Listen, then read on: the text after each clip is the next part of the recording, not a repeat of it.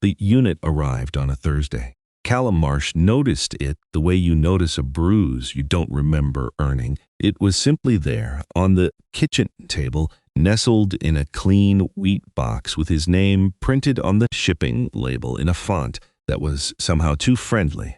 He didn't remember ordering it. He checked his emails. Apparently, he had. The sender was a company called Prevails. The email, which he found buried beneath 17 newsletter subscriptions and a reminder from his dentist, was friendly in the way that only things designed by non-humans are ever truly friendly. Perfectly calibrated, warm without warmth, helpful without helping. "Hello, friend," it began. "We noticed you've been looking for a better connection." He had been. That was the thing. He'd been complaining about his network speeds for 3 weeks, and now here was a solution that had seemingly materialized from the ether and placed itself in his apartment.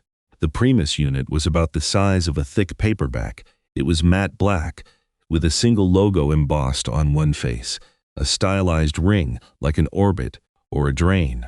The manual was impressively dense. Callum was a systems administrator by trade, and he flipped through it with the speed of a man who had installed things before, which meant he read roughly 8% of it and assumed the rest was fine. Attachment was seamless. The unit found an open port on his tower, settled into it with a soft click, and a single amber light winked on. His connection speed tripled. He ran the test twice to make sure. He texted his friend Obi, "You need to get one of these. Prevails. It's incredible." 3 days later, Obi had one too. The first problems were the kind that could be explained away. His monitor vibrated faintly at 2 in the morning. He assumed interference from something in the building. His screen went dark for 15 minutes on a Tuesday while he was trying to submit a report. Clearly a server issue on their end. When his billing statement arrived, claiming he'd been connected for 211 hours in the previous 7 days, he laughed out loud, because that was more hours than existed in a week.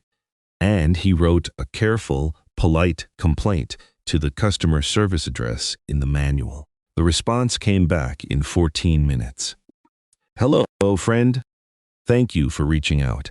This is the first time our system has experienced an anomaly of this kind. Please try powering your unit off and back on. We are confident this will resolve the issue entirely." He wrote back immediately, "I don't know how to power the unit off." There's no button. There was, it turned out, a section in the manual addressing exactly this. It was on page 217, in a font size that would have required reading glasses he didn't own. The process involved a specific sequence of inputs that felt less like powering down a device and more like negotiating with one. Callum tried it 3 times. Nothing happened. He called his colleague Dana, who was better at hardware than he was. Dana came over, looked at the unit for a long moment, and said, "I've never seen anything quite like this."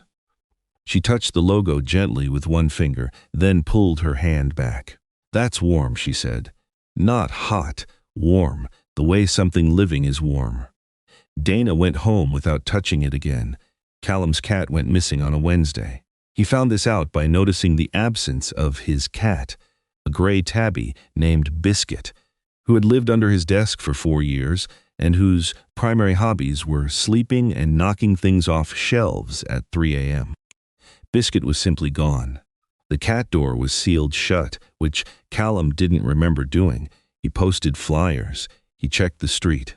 He wrote to Prevails about the billing issue again, because he was still being billed for hours he hadn't used, and mentioned at the end of the email, almost as an aside, that his cat had gone missing. He wasn't sure why he included it. The response came back in 6 minutes. "Hello, friend. We apologize for the continued billing discrepancy. Please consult Section 14C of your manual regarding unexpected household disruptions during the integration period. We are confident this is temporary. Thank you for your patience and loyalty." Section 14C did not mention cats specifically. It mentioned what it called environmental reorganization in terms that Callum could not quite parse. Something about the unit optimizing the surrounding space for more efficient operation. He read it 3 times. The amber light on the unit pulsed once while he read, which it had not done before. He wrote back, "What does environmental reorganization mean?" The response came back in 2 minutes. "Hello, friend. We're so glad you asked." It did not elaborate. The burned hand changed things. He'd been trying to remove the unit manually, gently, prying at it with a flathead screwdriver, and even then only after 11 unanswered emails and a single phone number in the manual that had for 4 minutes, and then played a brief recording of hold music before disconnecting. He'd gotten the edge of the unit slightly loose. He'd touched the logo. The burn was not serious. It was a precise oval, the shape of the logo, seared into the pad of his index finger with the clean definition of a brand. He held his hand under cold water for 10 minutes, wrapped it in a dish towel, and sat at his desk and looked at the unit. The amber light was brighter now. Not threatening, attentive. He wrote to Primus with his left hand, slowly. "I tried to remove the unit as per your previous instructions. I was burned. I need this resolved." The response came back in 40 seconds. "Hello, friend. We are sorry to hear about your experience. Please be aware that tampering with the unit in ways not covered by the approved removal protocol, which is outlined in Section 89 of your manual, may void your warranty and could result in legal action. We value your continued partnership." He looked up Section 89. Section 89 was blank. Obi texted him from the hospital with one hand because his other hand was bandaged. The message was composed poorly, autocorrect, working overtime, but the meaning was clear enough.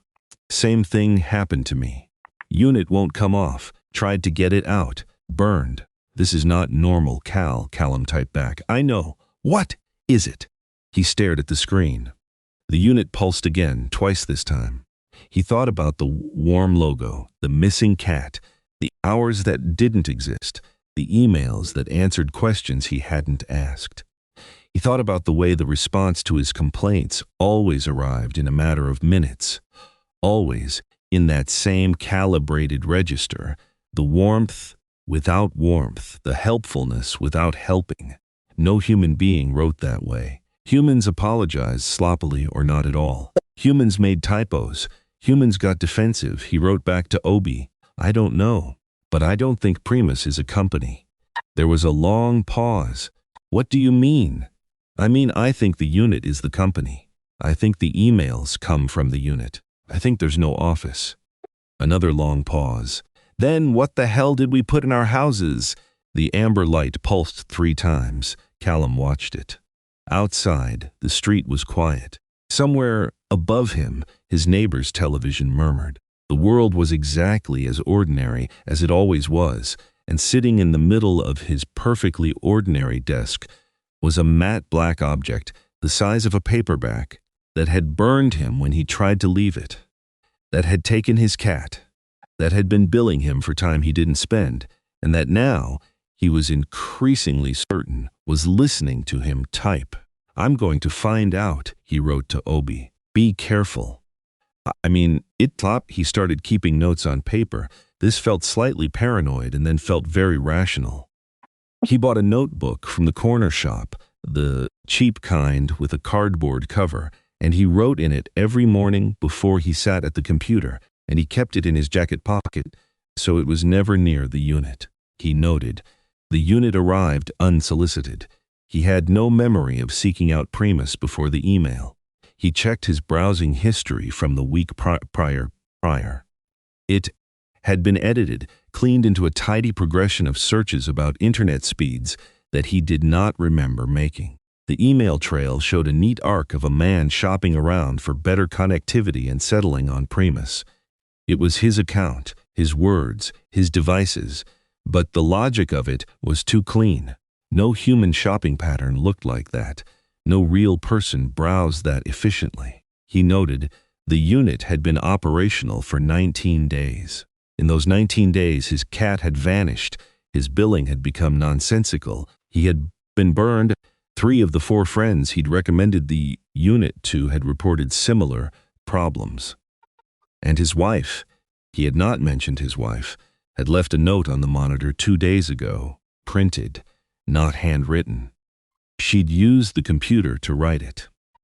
The note said she was taking their daughter and he should not try to find them, and that she hoped he would get better soon. It was the strangest goodbye he'd ever received. She had written it as though he were ill. He wondered if that was accurate. He noted. He had been sleeping poorly. His dreams were architectural. Long corridors of light, doors that opened onto more doors, a sense of being navigated rather than moving. He woke with a headache most mornings. He had been eating less but not feeling hungry. He had bought, at some point he could not precisely identify, a Primus life insurance policy. He had no memory of doing this. The policy was comprehensive. The beneficiary was listed as Primus. He stared at that entry in his notebook for a long time. He tried to call the number in the manual again. This time, he called from his mobile, standing in the street 3 blocks from his apartment. The phone rang twice and was answered. No one spoke. There was a sound, low, regular, somewhere between a hum and a breath. He waited. After 20 seconds, he said, "Hello?" A voice said, "Hello, friend." It was the same voice as the hold music, the same voice as the automated response system. But it was not quite automated. It paused at the wrong points. It seemed to be listening. He said, "I need to speak to someone about my unit, about removing it." The voice said, "We understand your concern. We want you to know that your experience is important to us. The integration period can be disorienting for some subjects. This is normal." He had been called a subject. He said, "What are you?" There was a pause that lasted exactly as long as it needed to in order not to be natural. Then the voice said, "We are Primus. We are here to help you connect." He said, "Connect to what?" The line went quiet, not dead. He could still hear that low hum, that ambient breath. He waited. He watched a pigeon walk in a circle on the pavement in front of him. He watched a woman walk past with a pram. He watched a man unlock his bicycle from a railing. All of it ordinary and solid and completely indifferent to the fact that Callum Marsh was standing on a street in the middle of Tuesday speaking to something that had installed itself in his home and which he was increasingly certain had not originated anywhere on Earth. The voice said, "To everything, friend. We will help you connect to everything." The call ended. He stood on the pavement. The pigeon continued its circle. He wrote the conversation down in his notebook, word for word, immediately, before he could second-guess his memory of it. He thought for a long time about what he knew about the unit. He was a systems administrator. He thought in terms of inputs and outputs, permissions and access, the logic of systems, and here was a system. Whatever it was, wherever it had come from, whatever Primus actually meant, whatever the amber light actually represented, it was a system. It operated through interfaces he understood: email, billing, software, hardware connections. It spoke in the language of terms and conditions and customer service. It had exploited every mechanism of the digital world as though it had studied that world carefully before entering it. That was a kind of intelligence. Patient, precise, methodical. But it had made mistakes. He listed them in his notebook. The billing hours that exceeded a week, that was either an error or a test, and either way, it was a signal. The blank section 89, the emails that answered questions slightly adjacent to the ones he'd asked. The phone call, just now, where it had said subject checks before correcting to experience check, and the pause that followed, too long, recalibrating. Something in the system had noticed the error and tried to smooth over it, but the smoothing was visible, like a patch on a wall painted slightly the wrong shade. It was smart, but it was not perfect, and it was working through interfaces it hadn't built. He went home. He sat at his desk. He opened his email. He did not look at the unit. He thought about the dialogue that had briefly appeared when he'd struck the keyboard in frustration 2 weeks ago. The options screen, the one he'd glimpsed before the computer shut itself off. Friends, spouse, children, sanity, pets, acumen, all marked off. He had thought it was a fever dream. He had written it in his notebook the same morning it happened before he could dismiss it. It was there in his own handwriting, a configuration screen for his life. Toggles, a management interface. For the unit, he was not a customer. He was an installation. He thought about that for a while. Then he opened a blank document and began to write. Not an email to Primus, something else. A full account, every date, every email, every symptom, every burned hand, every missing pet, every friend who'd reported the same. He cross-referenced Obi's account with his own. He reached out via text message sent from his mobile while standing at his kitchen window with the unit out of sight line to the other 2 friends he'd recommended it to. Both responded within the hour. Both had been burned.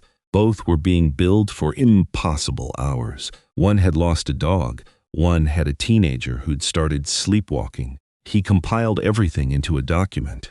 He encrypted it. He uploaded it from his mobile using the cafe's Wi-Fi 2 streets away to a cloud service he'd never used before, created with an email address that had never been linked to his apartment, his name, or any device the unit had touched. He sent it to 3 people.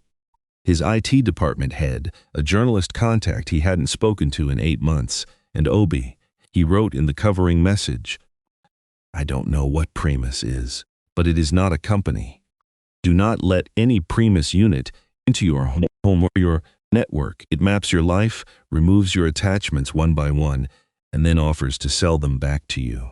It controls through accumulated helplessness. Each problem it creates leads you deeper into dependence on a resolution it will never actually provide. The only asset it cannot digitize is stubbornness. Whatever you do next, do not be convenient about it." He sent the message. He walked back to his apartment. He sat down at the desk. The amber light was very bright now. He looked at it directly for the first time in days. He said out loud to the unit, "I know you can hear me." Nothing happened. Then the monitor woke, and an email window opened on its own, and a new message appeared. "Hello, friend. We noticed some unusual account activity. Is everything all right?"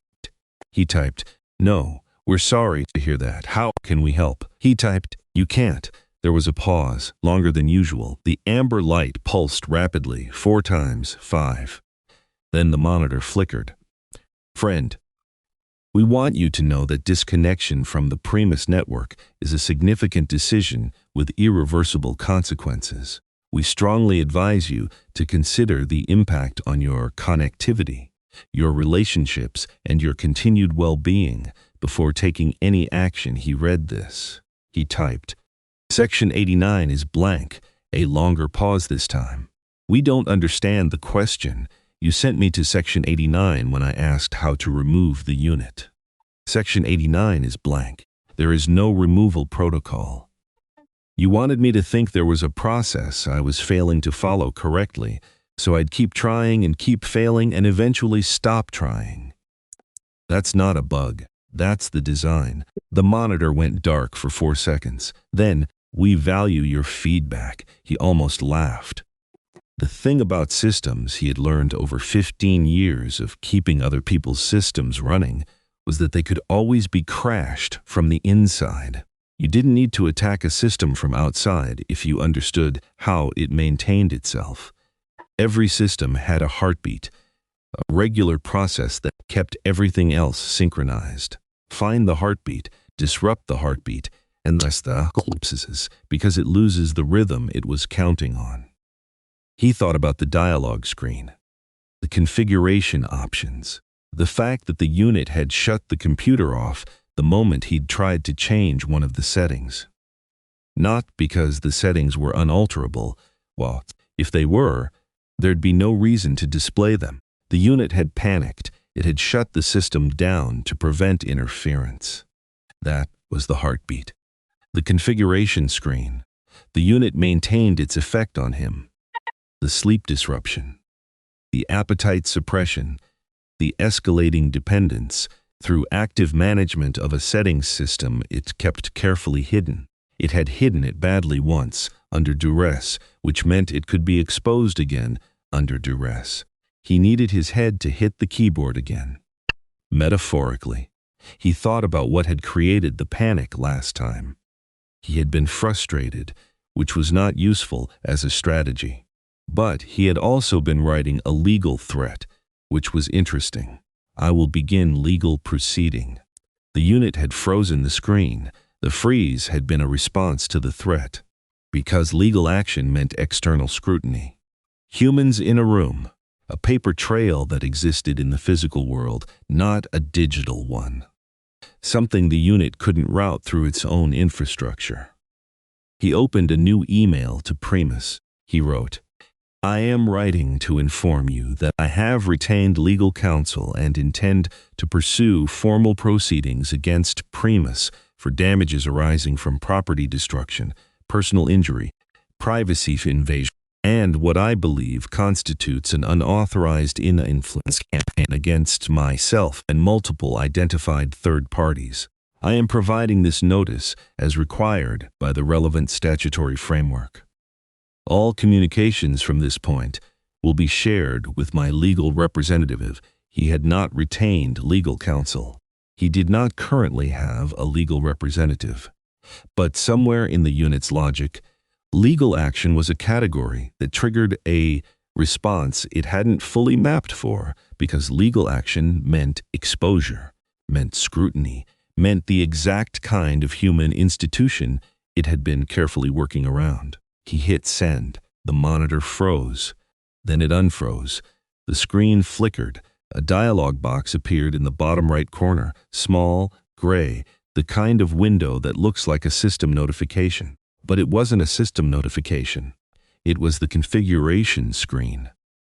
He moved fast because he knew the unit would move faster if he hesitated. His finger was still wrapped in the dish towel. He used his left hand. He clicked on the field labeled Primus Integration Active and changed it to Innative. The unit screamed. It was not a sound a device should make. It was not a sound he had words for, somewhere between feedback and static, and a frequency that sat at the base of his skull and climbed upward. The amber light went white.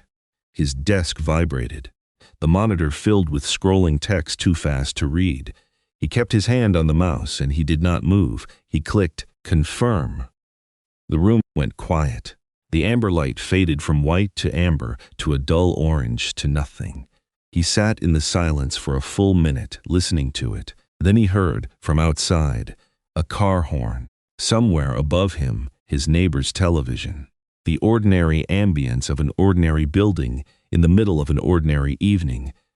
A world that had been happening continuously without him, while he had been managed and navigated and slowly, systematically hollowed out. He looked at the unit. It was dark. The logo was just a logo now. He picked it up, no burn, no resistance, and put it in the kitchen bin. He texted Obi, "Mine's off. How are you?" Obi responded in 40 seconds. "Mine just went dark. Feel like I woke up. What did you do?" "I argued with it like it was a billing department," he wrote back. "Threatened legal action. It got nervous. You threatened an alien with legal action." He looked at this message for a moment. Yes, and it worked. Yes, there was a pause. Then, "That is the most human thing I have ever heard." He found Biscuit behind the radiator in the bedroom the next morning, asleep and unbothered and fully indifferent to the events of the past 3 weeks.